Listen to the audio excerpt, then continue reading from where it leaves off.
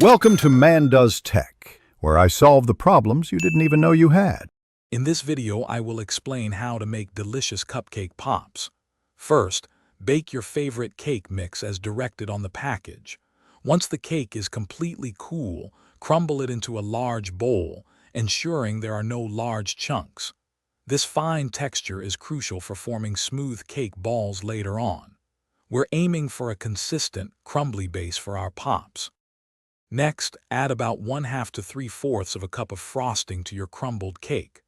Mix this thoroughly until it forms a dough-like consistency that holds together when pressed.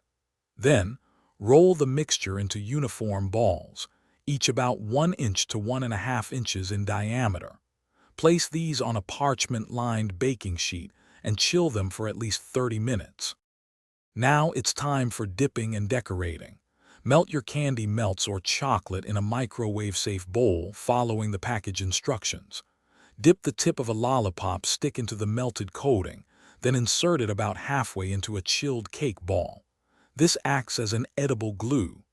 Once set, dip the entire cake pop into the melted coating, ensuring full coverage. For the final touches, add any sprinkles or decorative elements immediately after dipping, while the coating is still wet. This ensures they adhere properly.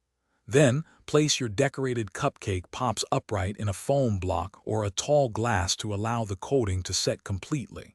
Give them about 15 minutes to fully harden before serving or packaging.